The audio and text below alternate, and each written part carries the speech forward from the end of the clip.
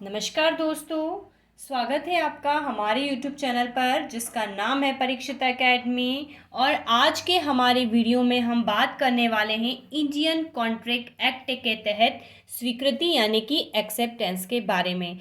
आज का हमारा जो वीडियो है स्पेशली जो है एजुकेशन पर्पस से है और यहाँ पर हम इस टॉपिक को एक्सप्लेन नहीं कर रहे हैं बल्कि हम ये बता रहे हैं कि हैंड रिटन नोट्स हम कैसे प्रिपेयर करें पर्टिकुलर इस टॉपिक का, और हमें ऐसा क्या करना चाहिए जिससे कि हमारी जो एजुकेशन है वो क्वालिटी उसकी इंक्रीज़ हो, कम समय में हम उसको एडजस्ट कर पाएँ।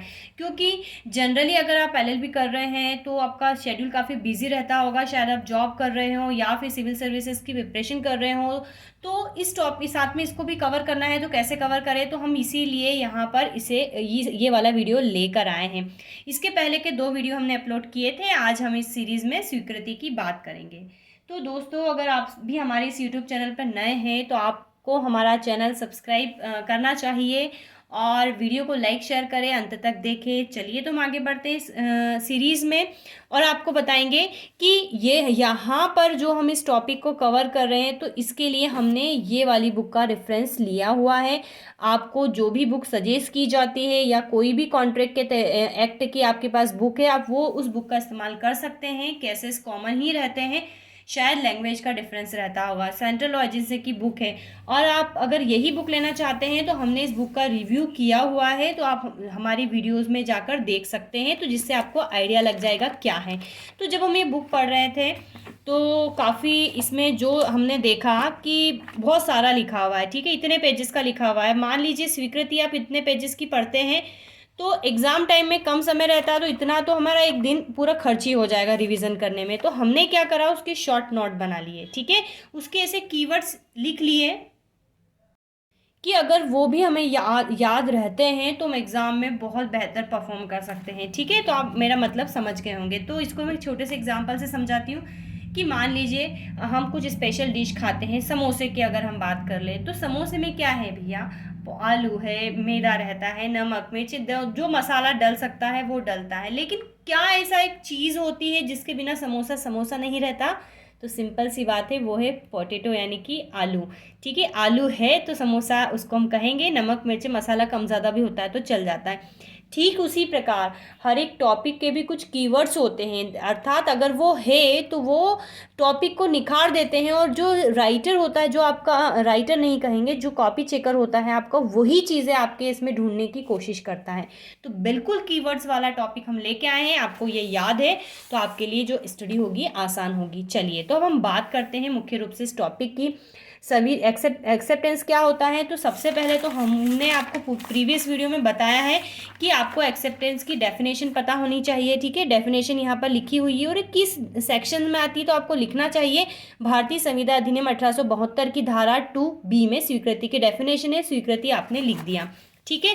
अब स्वीकृति में यहाँ पर कुछ ऐसे पॉइंट है जो कॉमन है, जो अगर आपको अपनी राइटिंग को बढ़ाना है, कम करना है, तो आप इसका इस्तेमाल जो है आपकी रुचि के हिसाब से कर सकते हैं। जैसे संविधान निर्माण में प्रस्ताव के बाद अगला आवश्यक कदम स्वीकृति होता है। और एंसन ने क्या कहा था, ठीक है, एंसन एक थिंकर थे, इन्होंने इस विषय में क्या कहा है, तो ये चीज़ें आपको ज़रूर ऐड करनी है, इसके ऊपर क्वेश्चन आता है, ठीक है। और इस प्रकार से आप चीज़ें लिख सकते हो।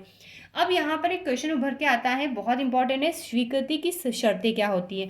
तो हमने क्या करा, स्वीकृति यहाँ पर जो मेन शर्तें हैं टोटल 8 वहाँ पर नोटिस कर दी है हमने। हालांकि आपको एक बात और शेयर करेंगे, इस बुक के अलावा हमने जो सीरीज़ आती है रचना, उसको भी यहाँ पर शामिल किया है, ठीक है। दोनों में जो बेस्ट था, जो होना चाहिए, वो हमने यहाँ पर नोट किया है। तो हमने टोटल 8 पॉइंट बना दिए। जैसे फर्स्ट है, स्वीकृति को संसूचित किया जाना आवश्यक है। स्वीकृति उसी व्यक्ति द्वारा की जानी चाहिए जिसके लिए प्रस्ताव है।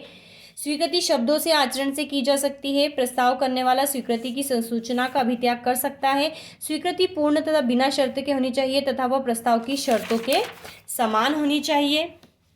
प्रस्ताव व स्वीकृति एक दूसरे के समान होना चाहिए। प्रस्ताव के समाप्त होने या वापस लिए जाने से पूर्व ही स्वीकृति का प्रतिग्रहण हो जाना चाहिए और प्रतिग्रहण प्रतिज्ञाकर्ता पर उस समय बाध्यकारी हो जाता है, जबकि प्रतिज्ञा ग्रहीता प्रतिग्रहण की संसूचना भेज देता है और प्रतिज्ञा ग्रहीता पर उस समय बाध्यकारी हो जाता है, जबकि प्रतिज्ञा कर्ता की जानकारी में सूचना आ जाती है। अब ये जो वर्ड है प्रतिज्ञा करता है, ये अब हमारे प्रीवियस वीडियो में क्लियर हो जाएगा आप अगर देखेंगे तो, क्योंकि शुरू से पढ़ेंगे तभी बेस क्लियर होगा।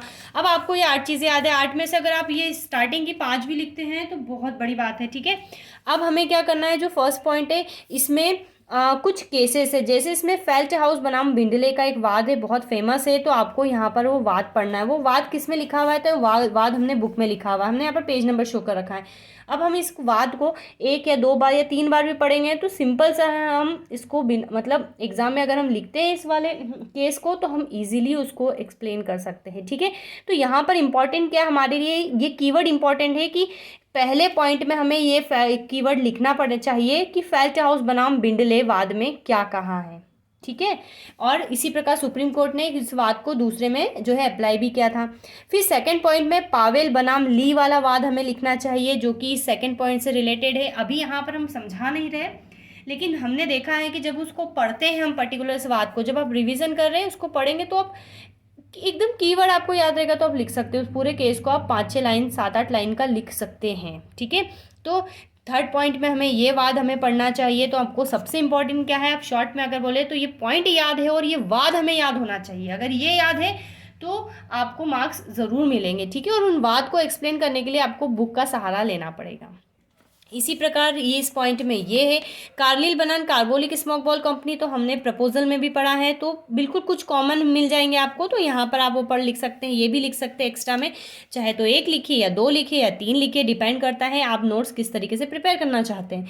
अब जब हम ये वाला पॉइंट पढ़ते हैं तो ये धारा 7 को कवर करता है। धारा 6 जो है हम पढ़ चुके हैं प्रपोजल में, तो धारा 7 इस 5th पॉइंट में कवर होती है। मतलब धारा 7 वही कह रही है जो 5th पॉइंट बोल रहा है, हाइट बनाम रेंज।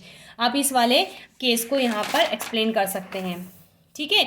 इसी प्रकार और फिर हम इस वाले में ये केस एक्सप्लेन कर सकते हैं, और इसमें केस नहीं है, मैंने रचना जो सीरीज़ आती है उसमें से लिखा था, मुझे लग रहा है कि हाँ ये जो 2 पॉइंट है उसमें आगे जो 6 पॉइंट है ये नहीं कह रहे, तो हमने यहाँ पर इसको नोट कर दिया। वहाँ पर ऐसा कोई वाद नहीं है, ठीक है। बुक ये जो हमने ये वाली बताई बहुत अच्छी है, बहुत सिंपल लैंग्वेज में है, बहुत इजीली समझ में आ जाएगा, ठीक है। तो ये आपका एक टॉपिक क्लियर हो गया, एक क्वेश्चन क्लियर हो गया। क्वेश्चन ऐसे ही आते हैं, ठीक है।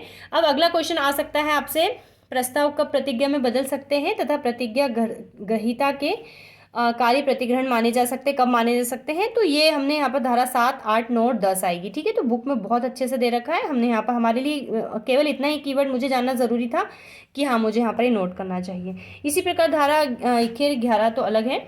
अब यहाँ से जो है कंसिडरेशन स्टार्ट हो जाता है। तो कंसिडरेशन के लिए एक काम करते हैं, हम एक अलग से वीडियो लेकर आते हैं, फिर इसकी बात करेंगे। तो बताइएगा स्वीकृति के नोट्स बनाने के तरीके क्या आपको थोड़ी मदद कर रहे हैं। वैसे आप बुक करेंगे और हमारी इस चीज़ को अप्लाई करेंगे तो आप समझेंगे कि इसका क्या इंपॉर्टेंस है। तो बताइएगा वीडियो कैसा लगा, अच्छा लगा तो लाइक करें, कमेंट करें, वीडियो को अंत तक देखें। Have a nice day and thanks for watching.